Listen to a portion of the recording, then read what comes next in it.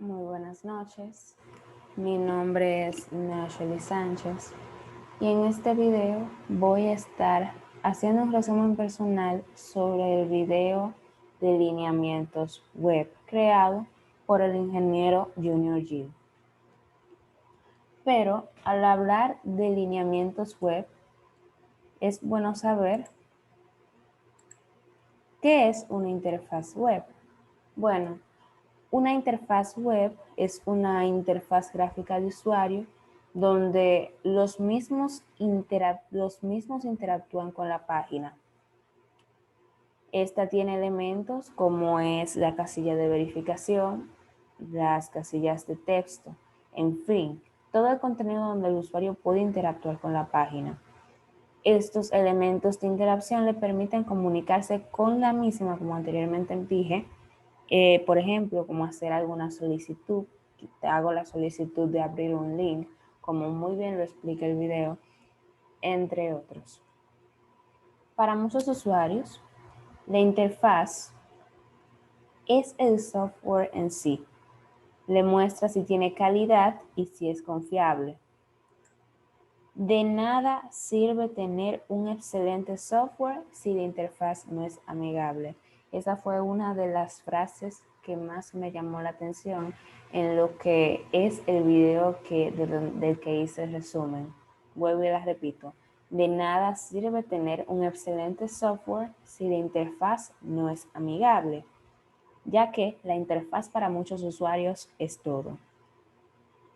En el ejemplo que se vio en el video, yo lo voy a dejar en la descripción, se muestra que los elementos de interacción utilizados son las casillas de texto, las listas desplegables, las casillas de verificación, hasta explica lo que es el menú de navegación. Pero ¿qué hace este? Permite al usuario desplazarse entre diferentes secciones de una página web. Ok, vamos a pasar con la otra parte. Ya hablamos de lo que es la interfaz amigable. Y en esta parte vamos a ver cuáles son los principios de diseño de interfaces para poder, como así mismo dice, diseñar interfaces confiables. Entre ellos está la familiaridad, el principio de familiaridad, donde los usuarios deben sentir que conocen la página desde que la ven, ya sea que esté en su idioma para que se sientan familiarizados, como se llama el principio, para que apliquen sus conocimientos de manera natural. Está también el principio de uniformidad, donde según el ejemplo que da el expositor, debemos de ser estándar en la parte de los botones. Esto nos da un aprendizaje en cascada, donde el usuario aprende una parte y se puede aprender lo que falta de manera más fácil. El ejemplo que da el expositor en el video es que si tenemos un botón que tiene una función en una página, que en otra sección tenga esa misma función, para que así el usuario no tenga que confundirse y no tenga miedo de utilizar la web app. También tenemos el principio de mínima sorpresa. ¿En qué consiste este? En darle confianza al usuario, donde por ejemplo los botones de la misma índole se utilicen para una sola opción en específica, para que así el usuario no tenga sorpresas y no se asuste al utilizar la página.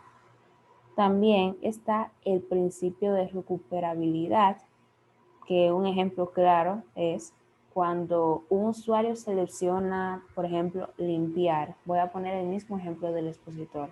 Selecciona el botón limpiar en una sección y no aparezca un cuadro de texto reiterando si quiere limpiar esa parte.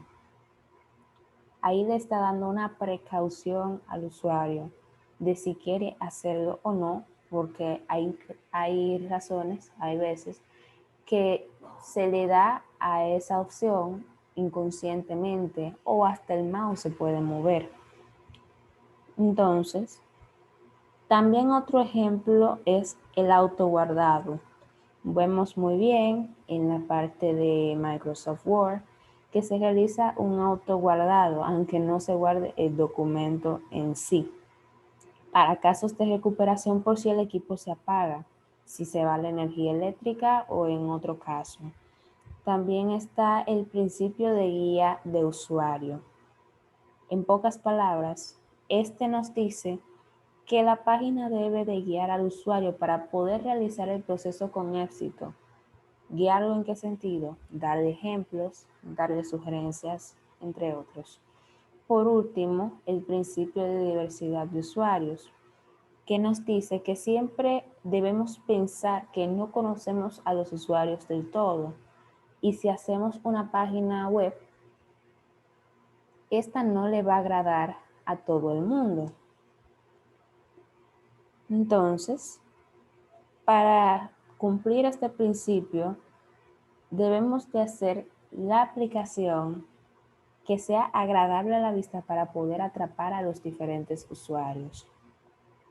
Ya viendo los diferentes principios, vamos a pasar con las ventajas de los principios ya explicados anteriormente. Según explica el expositor, por la parte de familiaridad, se ve que se aplican los conocimientos previos de los que maneja, va a tener más confianza y podrá aprender más rápido. Por la parte de uniformidad, se obtiene un aprendizaje en cascada, donde el usuario aprende una parte y el resto se aprende de manera más fácil. Además, puede utilizar estándares conocidos como es el control C, que es copiar, y el control V, que es pegar, hasta el control Z, que es como rebobinar. Por la parte de mínima expresión, podemos tener una alta tasa de retención del usuario y la mayor productividad del usuario. ¿Qué se quiere decir con la retención? Si no hay posibles sorpresas en los usuarios, que se encuentren posibles errores, el usuario se va a quedar en esa página, no va a tener que buscar otra porque se va a sentir cómodo en esa. Y al poder sentirse cómodo, va a poder producir, la productividad va a aumentar y va a poder trabajar de manera a gusto y más rápido. En la parte de recuperabilidad, podemos ver la sensación de control, como que cuando se cierra algo, tú tengas el control de que eso esté ahí, de sentirse a gusto y le da seguridad a los diferentes usuarios.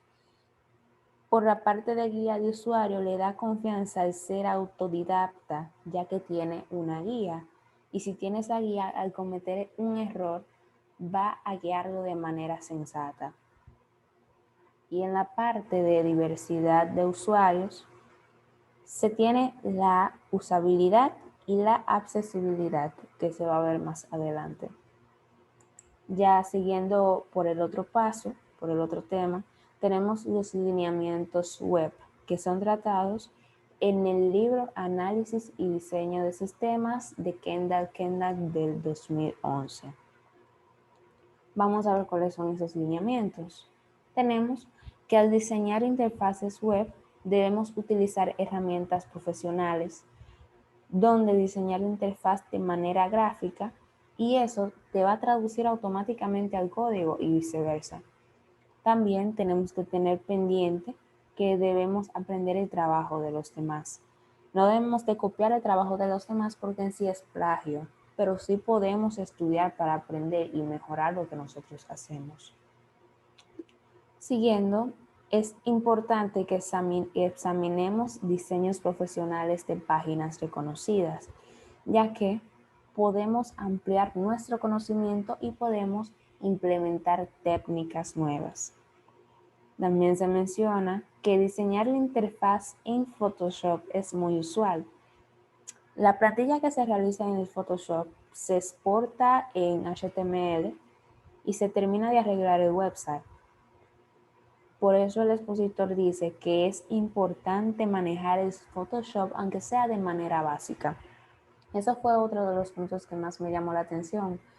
Pensé que habían aplicaciones o programas específicos para poder diseñar interfaces. Sin embargo, puedo ver que también se puede realizar en Photoshop. También tenemos que después de ver todo esto, es importante mencionar de utilizar lo que hemos aprendido. pero que no tampoco nos enfoquemos en solo lo bueno que encontramos, sino que también es bueno ver los ejemplos malos para no poder caer en los mismos errores. Es importante ser autodidacta con la web, todos sabemos eso. Hay muchos tutoriales, cursos en línea, libros, artículos, entre otras cosas, que nos ayudan a ampliar nuestro conocimiento de una manera gratificante. También el lineamiento crucial de una web app es planificar cómo será su estructura, su contenido, texto, menú, entre otros. No podemos iniciar una web app sin primero ver cómo serán los lineamientos, cómo será su estructura, cuáles serán los estándares, entre otros. Se tiene que tener todo perfectamente organizado para no cometer un error en el proceso. Por último, la estructura de una página web normalmente es encabezado, que es donde está la parte del eslogan,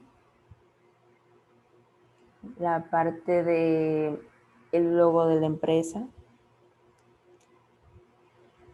También se dice que está el menú, está el cuerpo.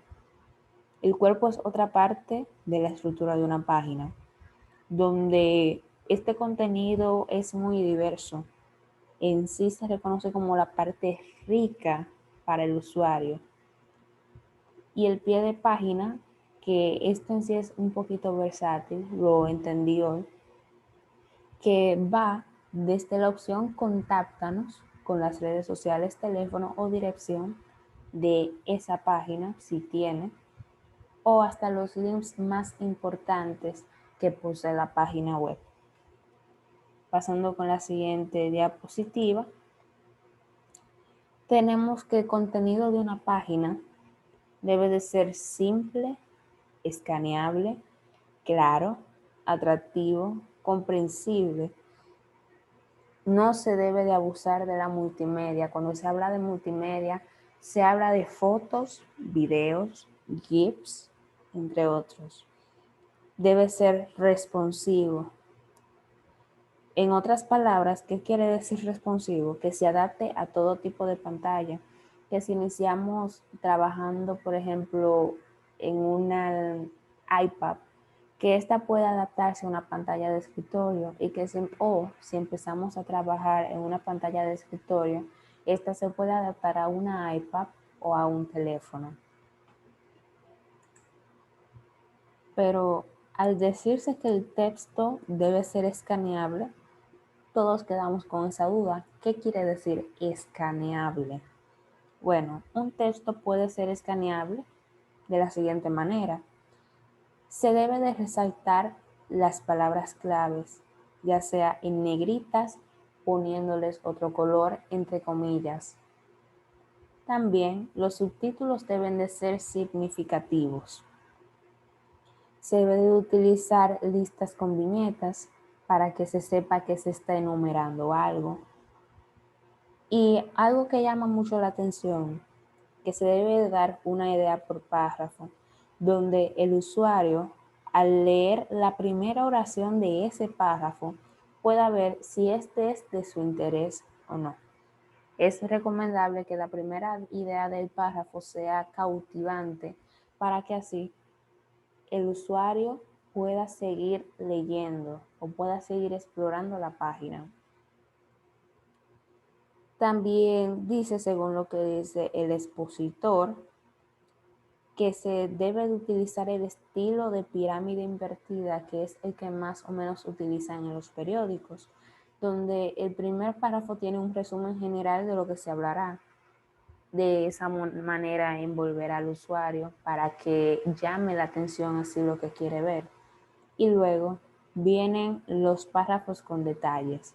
Se sabe que en los periódicos lo primero que se ve es un resumen de la noticia y luego se va explicando cómo, por qué, dónde y así sucesivamente.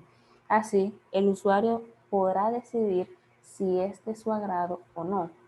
Si puede tomar su tiempo para leer eso o para investigar sobre eso o para navegar eso o no. Pasando de esa parte, vamos a ver los diferentes procesos de diseño, mejor dicho, las etapas del proceso de diseño. Lo primero es que se hablará con el cliente o la persona que tiene la necesidad de la página web. Y partiendo de la idea que esa persona de cuáles son las necesidades, objetivos, problemática, entre otras cosas, se debe de hacer un primer wireframe. Este debe de ser informal, que transmita, que se captó la idea que el cliente quiere que uno tenga. Con esto se dará a entender que en sí la persona que está trabajando captó la idea completa.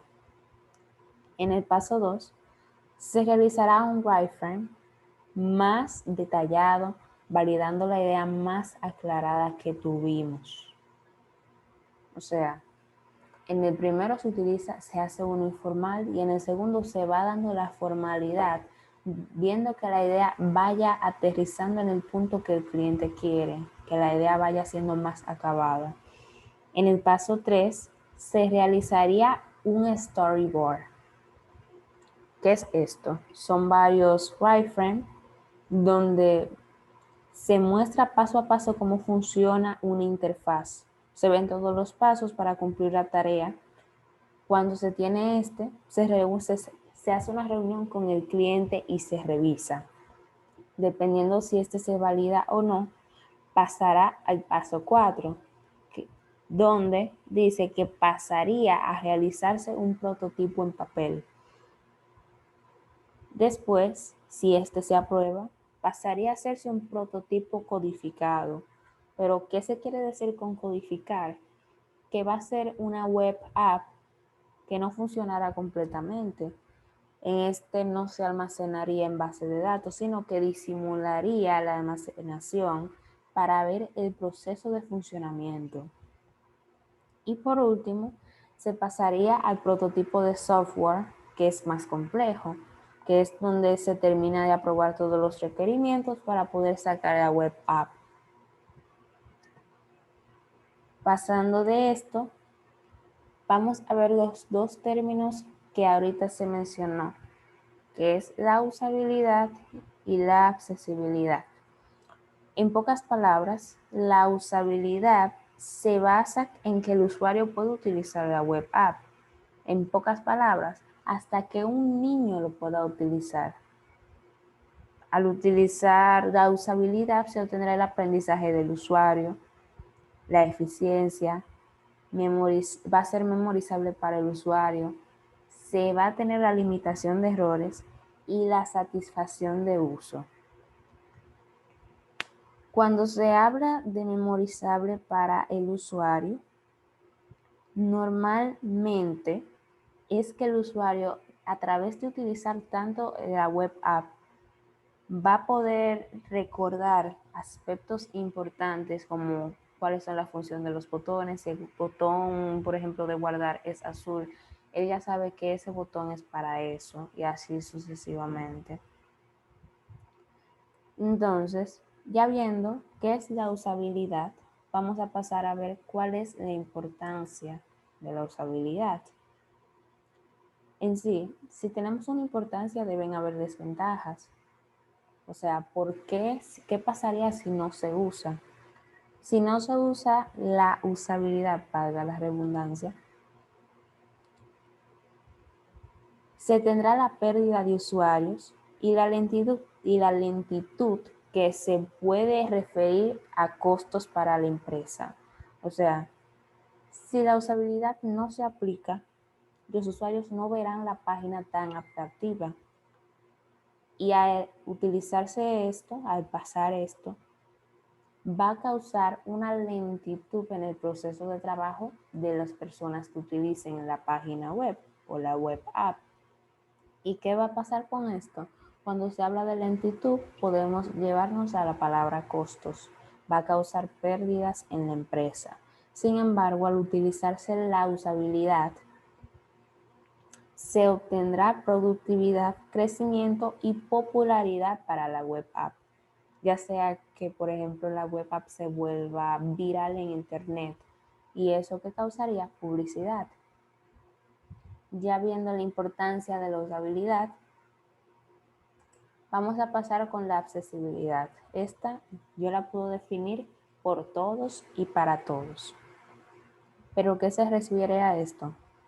Se refiere que la app debe de ser utilizada para todos, no solo para un grupo, ya que existen usuarios que tienen diferentes impedimentos, ya sea físicos o mentales, ya sea que no pueden utilizar un mouse o un teclado por falta de, no sé, manos o por falta de tacto, de movilidad, que no pueda ver la interfaz por causa de alguna ceguera, ya sea total o parcial, o que no pueda escuchar nada a causa de una sordera.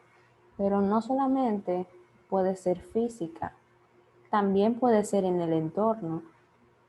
El expositor explica que, por ejemplo, si una persona está en una biblioteca, no puede poner un video porque está en un área de silencio, y si no tiene auriculares, lo más preferible sería que aparecieran los subtítulos. En eso se basa la accesibilidad, de que todos lo puedan utilizar a cualquier hora y en cualquier entorno.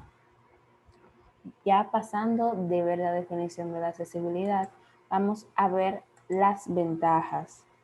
La ventaja principal de la accesibilidad es hacer lo correcto. Esto me llamó mucho la atención, es hacer lo correcto. En pocas palabras, es buscar la igualdad para todos. Que no sea para un solo grupo, que sea para todos. En sí, vamos a tener un público más amplio.